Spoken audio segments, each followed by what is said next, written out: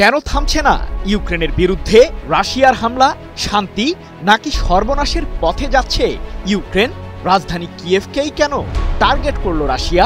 এক রাতেই ইউক্রেনের রাজধানী কিয়েভকে লক্ষ্য করে কমপক্ষে 460টি আত্মঘাতী ড্রোন দিয়ে হামলা চালিয়েছে রাশিয়ার সামরিক বাহিনী। আর এতেই ঝরে পড়ে 6টি প্রাণ। আহতের তালিকায় যোগ হয় আরও 13 জন ইউক্রেনীয় নাগরিক। প্রশ্ন হলো, রাশিয়া বারবার কেন ইউক্রেনের জ্বালানি কেন্দ্রগুলোতেই হামলা চালাচ্ছে?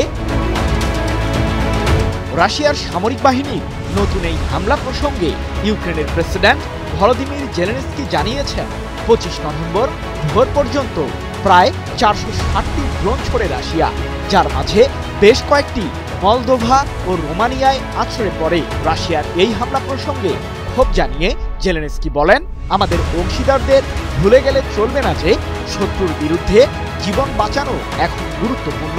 তাই আমাদের এখন বেশি বেশি অস্ত্র এবং বিমান প্রতিরক্ষা ব্যবস্থা প্রয়োজন।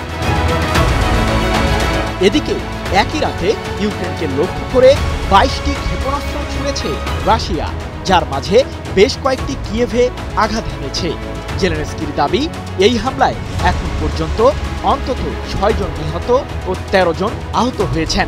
25 নভেম্বর পৃথক এক প্রতিবেদনে এমন তথ্যই জানিয়েছে অস্ট্রেলিয়ার সংবাদ মাধ্যম এবিসি নিউজ এবং কাতার ভিত্তিক সংবাদ মাধ্যম আল জাজিরা। অন্যদিকে ইউক্রেনের বিরুদ্ধে যুদ্ধবিরতিতে যেতে শান্তি আলোচনার মাঝেই রাশিয়ার এমন হামলায় তীব্র ক্ষোভ জানিয়েছেন ইউক্রেনের পার্লামেন্ট সদস্য কিরা রুদিক। এ সম্পর্কে তিনি বলেন, শুনেছি কিয়েভের উপর রাশিয়ার হামলা হয়েছে, তাই আমরা জীবন বাঁচাতে আশ্রয় কেন্দ্রে রাত কাটিয়েছি। এটি হলো শান্তি আলোচনার প্রতি রাশিয়ার প্রতিক্রিয়া। কিয়েভে রাশিয়ার এই হামলায় মূল টার্গেট কি ছিল? ইউক্রেনের রাজধানী কিয়েভের মেয়র ভিটালি ক্লিচকো এ প্রসঙ্গে জানিয়েছেন, রাশিয়ার ক্ষেপণাস্ত্র ও ড্রোন হামলার কারণে কিয়েভের কিছু এলাকায় বিদ্যুৎ ও পানির ব্যাঘাত ঘটেছে। এছাড়াও একটি আবাসিক ভবনে আগুন লাগার ঘটনাও ঘটেছে। যুদ্ধবিরতিতে কি যাবে রাশিয়া? বিশ্লেষকরা জানিয়েছেন, রাশিয়ার কাছে দখলকৃত অঞ্চল না ছাড়া পর্যন্ত ইউক্রেনের বিরুদ্ধে যুদ্ধবিরতিতে যাবে না মস্কো। তবে এক্ষেত্রে আন্তর্জাতিক চাপ এবং কূটনৈতিক পদক্ষেপ গুরুত্বপূর্ণ ভূমিকা পালন করতে পারে।